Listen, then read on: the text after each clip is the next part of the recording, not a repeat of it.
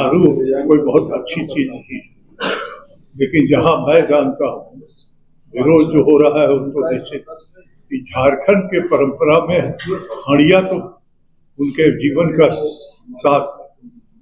हम लोग को बहुत पहले इस बात को सोचना चाहिए था कि हड़िया को कैसे एक सामाजिक तौर पे उसकी प्योरिटी को करके वो एक ट्राइबल कल्चर के साथ है।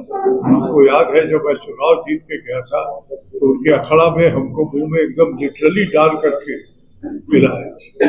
तो हम उस दृष्टिकोण से देखते हैं। वैसे दारू कोई बहुत महान चीज नहीं है, दारू में बर्बादी है, घर बर्बाद ही होता है। बट झारखंड में, छत्तीसगढ़ में, मध्य प्रदेश में, उड़ीसा में ये थोड़ा आसान नहीं है जितना बिहार में है। ये उसी की यात्रा कर रहे हैं ना।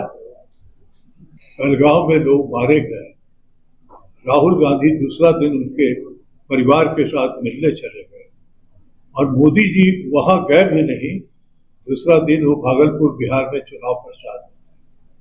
ये है इनका समर्पण। और अब वो सिंदूर बांट रहे हैं।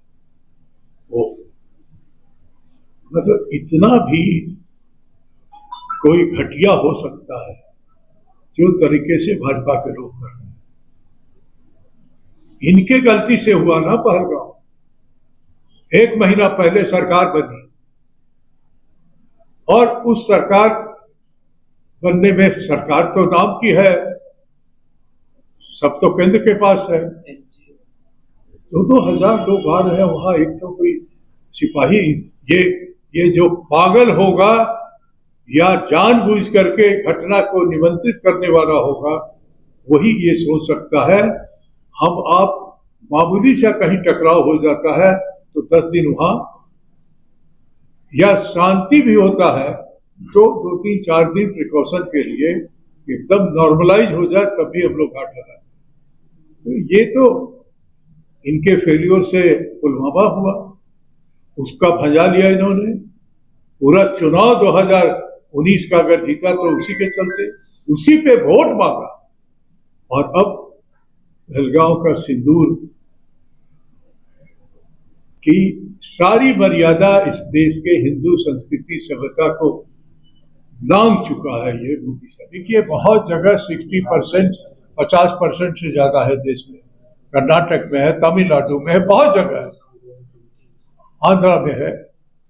तो आज तो तेलंगाना में तो टोटल उन्होंने जाति गणना करा करके लागू कर दिया, वहां लागू कर दिया। तो ऐसी बात नहीं है। और राहुल गांधी जो कह रहे हैं, देखिए ये जब तक न्यायपूर्ण फैसला नहीं लीजिएगा तब तक ये तरह की बहस अंत नहीं होगा, जो राहुल गांधी कह रहे हैं। 18 साल बीजेपी राज किया। मैं सरदा कोर्ट के संबंध में एक बात बोला न, जातीय जनगणना तो छोड़ दी, बल्कि जो 27% ओबीसी का हिस्सा में से 27 में से 14% था, तो बचा हुआ जो हेमंत सोरेन ने घोषणा करके कहा, जो कांग्रेस पार्टी का बहुत पुराना था, कि ओबीसी से जुड़ा हुआ रिजर्वेशन 27% होना चाहिए, जो वेस्ट वाइज बिहार में था।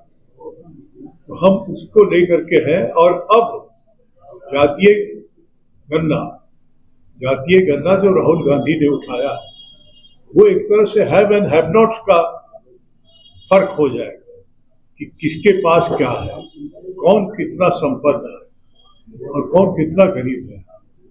ये मान के चलिए कि रिजर्वेशन में क्लास नहीं बना है, जाति है। लेकिन जाति में अब जब जाति होगा तो ये अगर ओबीसी है, अगर मुस्लिम में भी ओबीसी है, ये जो है वो राजपूत में ओबीसी है, या इनका गोत्र क्या है वो राज कर रहा है। नीतीश का गोत्र के खिलाफ जो है यही खाली जो मलाई खा रहा है दूसरे लोग। तो यही को मैं कह रहा हूँ कि हैव एंड हैव नॉट का अब क्लियर हो जाएगा कि पूर्वी जाति तो पूर्वी जाति में इतना जात, गोत्र जिसको, और किसकी क्या स्थिति है। दलित जाति के लोग अंबेडकर की जो जाति थी महार जाति थी। महाराष्ट्र में बहुत बड़ा आंदोलन हुआ कि एससी में सारा जो रिजर्वेशन का फायदा है वो महार जाति उठा ले। जैसे उत्तर प्रदेश में जो है वो बिना मायावती जी का जो जात है वो, तो जहाँ जो है बिहार में पासवान के खिलाफ हर लोग रहते हैं कि वही उन्हीं को सब मिल रहा है, तो क्लास का टकराव हर जगह है। राहुल गांधी ने इससे एक क्लासिफाई कर लेंगे, और जो हम लोगों ने आर्थिक रूप से पिछड़ा का 10% रिजर्वेशन में दिया था, वही एक तरह से यहाँ हो जाएगा कि इस जाति के ये सब कास्ट जो है वो पिछड़े हुए हैं, ये 5 सब कास्ट जो है वो इकोनॉमिकली कास्ट के डेवलप हो। तो मैं समझता हूँ कि ये एक ऐसा पारदर्शिता के साथ ये आएगा जिससे अनंत काल तक ये रहेगा कि देश के पिछड़ी जातियां संपन्न हो जाएंगी, इसका भी फैसला हो। समाज के सरकार में फंड की अवेलेबिलिटी उपलब्धता के बारे में ज़्यादा बेहतर तो संबंधित मंत्री देंगे, लेकिन मेरी जानकारी में सरकार बहुत संवेदनशील है और इस मामले में, स्पेसिफिक मामले में पूरा संज्ञान सरकार ने लिया है। और हेल्थ सेक्टर में भी आप देख सकते हैं जिस प्रकार से कमिटमेंट है मुख्यमंत्री का कि अभी जो है रिम्स 2 के मामले में एक बहुत बड़ा निर्णय ले लिया। कोरोना काल के बाद में, कोरोना से और कोरोना काल के बाद में सरकार की संवेदनशीलता, सेंसिटिविटी को आप ये देखिए कि हम ऐसा महसूस करते हैं जेन्युइनली, हम लोग फील्ड में रहते हैं, जैसे जिलों के ये सदर अस्पताल है, हम नहीं कह सकते हैं कि पूरा 100% कंप्लीट हो गया, सारी समस्या निराकरण हो गया, लेकिन कंपेरेटिवली तुलनात्मक तौर पर पहले से बहुत सुधार हुआ है। और जहां तक ये बात है, ये सिर्फ एक जगह की समस्या नहीं रही, हमको जानकारी है पूरी सभी जिलों में इस तरह की मामला थी, सरकार के मुख्यमंत्री के और स्वास्थ्य मंत्री के भी संज्ञान में है और धीरे धीरे इसका निराकरण हुआ। सरकार के पास में फंड की कोई कमी नहीं है। कुछ टेक्निकल इश्यूज थे, with full responsibility I am telling, कुछ टेक्निकल इश्यूज थे, तकनीकी कुछ समस्याएं थी, उसका निराकरण हो गया, धीरे धीरे धीरे धीरे सब हो जाएगा। तो पार्टी के वर्किंग प्रेसिडेंट के तौर पर आपको बोल सकते हैं, ये बात बिल्कुल इसका जस्टिफिकेशन है कि जो कॉम्पिटेंट लोग हैं, जो डिजर्विंग लोग हैं, उनको, जिन लोगों ने मेहनत किया और जिनके पास में योग्यता है, यकीनी तौर पर उनका एकोमोडेशन होना चाहिए, उनको एकोमोडेट किया जाना चाहिए। इसकी शुरुआत भी हुई, आप देख सकते हैं कि शुरुआत हुई थी, जैसे गौ सेवा आयोग हो गया, मार्केटिंग बोर्ड हो गया, माइनॉरिटी कमीशन हो गया, धार्मिक न्यास बोर्ड हो गया, बाल संरक्षण आयोग हो गया, उनमें जो है कांग्रेस के लोगों को भी एकोमोडेट किया गया। लेकिन हम ऐसा समझते हैं कि बहुत और सारी जगह जहाँ पर एक आपने देखा होगा कि राज्य के अंदर में बहुत बड़ी तादाद में हम लोगों ने वर्कर्स को एकोमोडेट किया 20 पॉइंट्स प्रोग्राम में, ब्लॉक में और डिस्ट्रिक्ट में। तो इसके लिए पार्टी लीडरशिप जो है, मैं आपको अलग होकर के बताता हूँ कि हमारे जैसे मामूली लोगों को जब भी मौका मिलता है राहुल गांधी जी से मिलने का, इस बात की चर्चा हम करते हैं, तो बहुत हम लोग भाव विवल होते हैं कि राहुल गांधी जी के टॉप प्रायोरिटी, अटमोस्ट प्रायोरिटी में वर्कर हैं। हमको लगता है कि बहुत जल्द अभी सरकार का जो सेकंड टेन्योर शुरू हुआ है, कुछ शुरुआत और इनिशिएटिव बहुत ज्यादा। जमशेदपुर में संविधान बचाओ रैली हुआ, जिसमें प्रदेश अध्यक्ष और स्वयं आपका प्रभारी, राज्य के प्रभारी के राजू जी आए थे। और उसके बाद आज सरायकेला में प्रोग्राम था, जिसमें परमादरणीय सुबोध भैया और हमारे शहजादा अनवर जी, ये 2 बड़े नेता आए थे।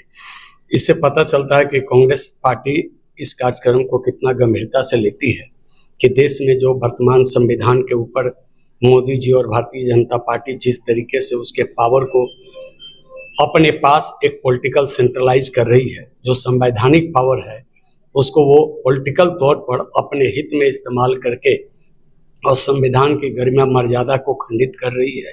जो संविधान देश की एकता, अखंडता, संप्रभुता को कायम रखता है, उस संविधान को ये अपने चुनावी एजेंडा में घोषित करके और अपने तरीके से राजनीति कर रहे हैं।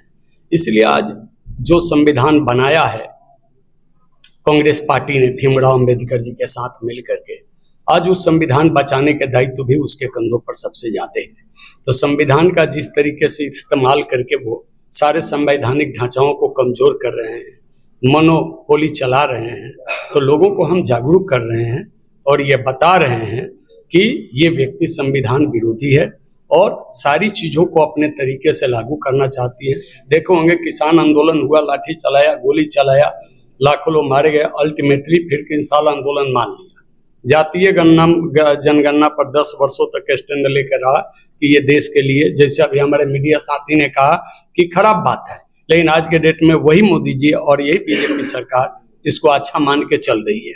तो मतलब उनके पास कोई एजेंडा इस राष्ट्र हित के लिए नहीं है कि अच्छा क्या है, पूरा क्या है। जब विपक्ष उनके ऊपर दबाव डालता है तो संविधान के लिए काम करते हैं, नहीं दबाव डालता है तो फिर उन्मुक्त हो जाते हैं और अपने तरीके से काम करते हैं। तो हाथी पगला जाए तो महावत जरूरी है। कांग्रेस पार्टी महावत है, अंकुश लगाना जानती है, हाथी को कंट्रोल करना चाहती है कि ये संविधान को रौंद करके अपनी मोनोपोली न चलाए। इसलिए हम लोग संविधान बचाना चाहते। संविधान बचेगा तो राष्ट्र बचेगा, देश बचेगा, देश के संप्रभुता बचेगी, जो जातीय और धार्मिक जो एकता बना हुआ है राष्ट्र में वो कायम रहेगा। हम लोग वही करते हैं जैसे कि हनुमान जी को जब लंका में जाना था ना, तो उनको बल सबको ही मालूम था उनको कि बचपन में सूरज देव को निकल गए थे, लेकिन वो बल भुला गए थे। तो उनको ये याद दिलाने के लिए जमवंत जी ने कहा, अतुलित बल धामम हेम शैलाब्देहम धनुष बन किसानुम ज्ञानी नाम अग्रगण्यम धनुष बन किसानुम वानरा नाम धीसम रघुपति प्रिय भक्तम बात जातम नमामि। ये कह के उनका बल का याद दिया गया। तो हम लोग आज जनता को उसके ताकत का याद दिला देते हैं कि भाई आपके लिए जो संविधान बना है वो संविधान को कोई व्यक्ति अपने तरीके से लेके चलना चाहता। आप जग जाइएगा तो संविधान के दायरे में देश की जितना सारी सुविधा है उसका भोग मिलेगा। अगर नहीं जगिएगा तो हम लोग भी हनुमान जी की तरफ पब्लिक को जगाने के लिए कांग्रेस पार्टी ये कार्यक्रम करी। हम लोग जामवंत के भूमिका में है। अब पब्लिक को हनुमान जी समझ रहे हैं, पब्लिक जाग जाएगी, लंका अपने आप जल जाएगी।